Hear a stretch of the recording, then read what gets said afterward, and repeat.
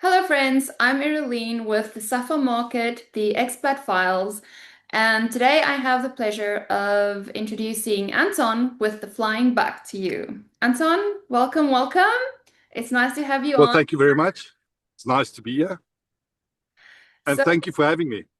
yeah, this is great. Anton's actually one of my friends, so I've had the pleasure of being transported in the Flying Buck all the way to Dallas. My absolute worst fear is driving there, so Anton has saved me a few nervous breakdowns. Yeah. So I'm gonna start. Anton, can you share a bit about your personal and professional background and how your experiences led you to launch this business? Yeah, of course. So, I've got a background, and it's not in transport. Um, my background is in the industry, and it's into special effects and stunts mostly. So, I hope that doesn't scare people from riding with me. So, I was in the movie industry for 30 years, some in Cape Town, and then some, of course, in Egypt and in America. I'm, I'd like to say I'm semi-retired, but I am moving away from the industry in the sense that AI is doing a lot of the special effects now. So it was time to get into something new. So that's my basic background. Okay, it's okay. I felt safe driving with you, so everyone else will too. So, tell us about your business that you launched. What made you launch this business?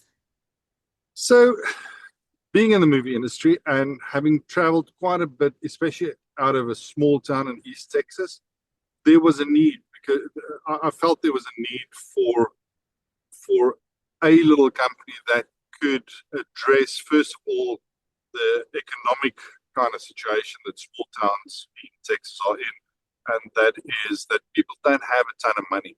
Mm. So I looked, and having traveled myself is, and you know, Erlene, is I had to ask Chris to get me, to husband to get me to the airport. I've had to ask Johnny, and I just realized, from East Texas, it's 2 hours to the airport, it's 2 hours back. That's half a day out of people's lives. Mm. So I just thought if I start a business that creates a little niche where you can take people to a certain point, because I do a point to point shuttle service. I also do private hire, but a point to point shuttle service, and I sell per seat.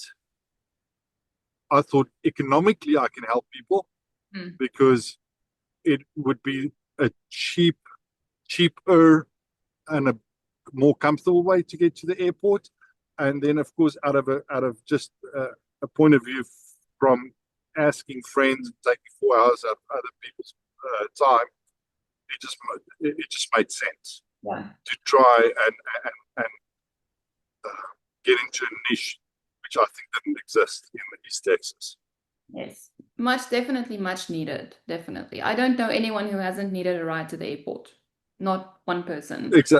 Exactly. So, And it's not just airport stuff, right? If it is really hard for people to get to Thai, it counts for everything around our area. yeah. It's like getting to Tyler, getting to Dallas, getting to Paris, getting to Sulphur Springs and Greenville, and that sort of stuff. Okay, so drawing from your past experiences, what's the core mission or vision driving your business, and how do you want to impact your customers or community? I think, again, I might have answered it in the previous question. Drawing from my past experiences, it's all about service. Mm. Service, being in the movie industry, at the end of the day, it's just you've learned to service um, a, a, a, a director. And you are a part of a service that makes a thing work. So if I've learned from it service and safety, if I've learned something, it is I can deliver a service to people that's much needed, and I can do it safely. There's a lot of there's a lot of times where you put yourself in a situation where you don't know I'm unsafe. So the flying buck, what the flying buck is trying to do is say, listen, I'm going to deliver a service that is safe, what, to the best of my means. And there's where the stunt background comes in a little bit. Even the stunt driving background comes in there a little bit. So you're in a safe environment, and I try and provide a service that is top notch, and it serves the community in a sense that there isn't that service available. And I'm trying to look at providing a service at an economical rate, Mm. which is needed in this area. Yes, and it definitely is. Yes, and yes, I must say, you, I know I'm a friend, but you really do have really good driving skills Thank you. for Dallas. So, Well, given I'd like to say I've got 30,000 miles, 30,000 smiles. So, So, okay, given your journey so far, what's been the most surprising lesson you've learned while building this business, and how has it shaped your approach? um, I think there's two things there. It's a two-pronged approach, and the one is if you want to build a business, just do it. If you've got an idea, jump at it and do it. I think what I've learned though is it's nice to do that, just jump on it, but in you've got to try and approach it with a little bit of how do we do it? Mm. What is it that you do? Starting a little business in the US is not just yeah, I'm gonna buy a car and I'm gonna advertise, I'm gonna drive it. We're Mm. gonna make it's gonna be a successful business. There's the little nitty gritties about everybody wants a dollar, right? So it's the comptroller. It is knowing that your business has to have certain criteria to do, and it's normal, but it's not really. What's the word I'm looking for? It's not self-explanatory.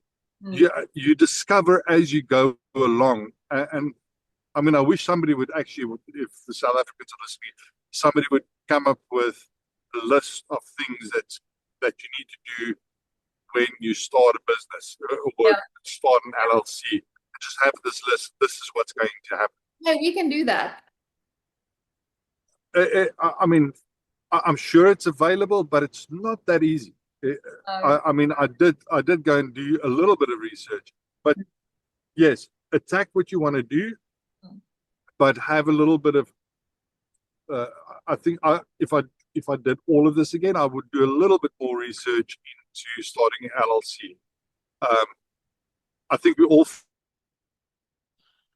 trap of going to Google, looking for how to start an LLC, and you jump onto a company, and the company goes, "Yeah, easy, easy, let's do it." But it doesn't explain all the little things, the taxes, the things that needs to fall in place on the way. yes, a lot goes So in. in hindsight, I would do a little bit more research before just jumping. Okay. That's good advice because that's the truth. I can tell, I can vouch for that. Yeah. So, with your Yeah. unique perspective and expertise, where do you see this business heading in the next few years? And what excites you most about the future?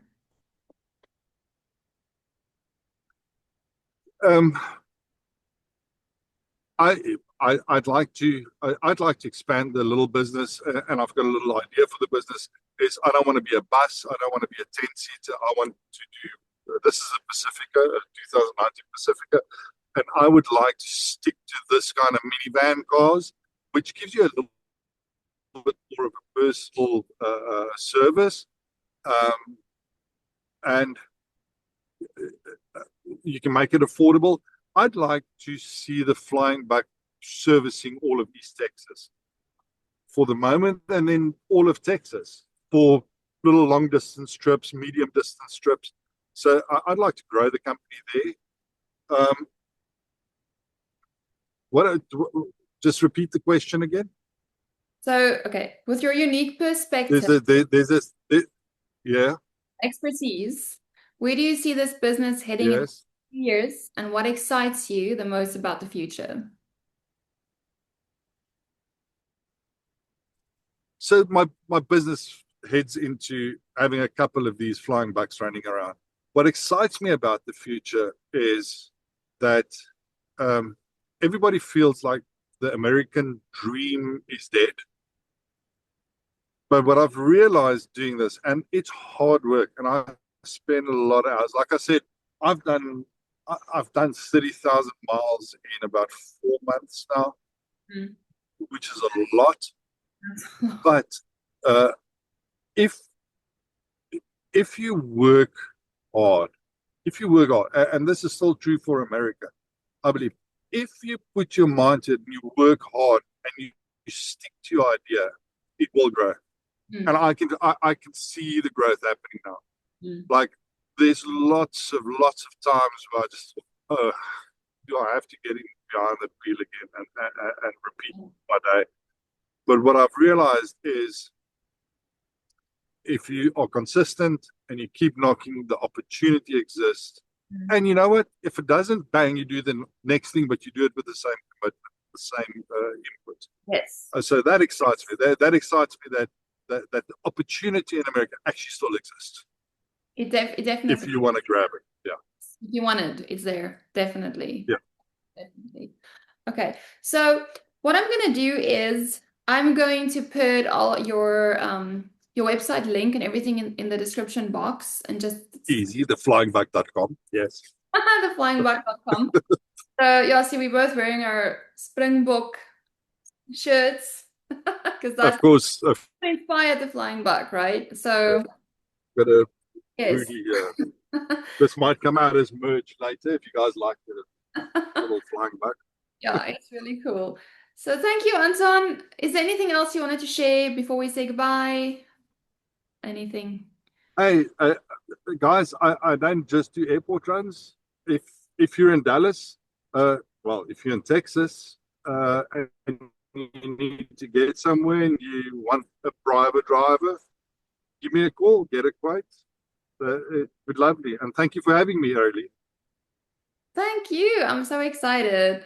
And I'll see you later. Thanks. Absolutely, fantastic. I heard you made lunch. Oh, yes. Maybe. And I'm besides, because I'm in my office in Eroline's driveway, so we thought this would be the best way to introduce me. okay. Thank you, Anton.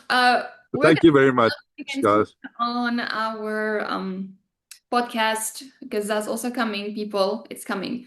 So thanks, Anton. Um, Thank you very much, Eroline. You have a lovely afternoon. See you in a bit. you too. Okay, bye everyone.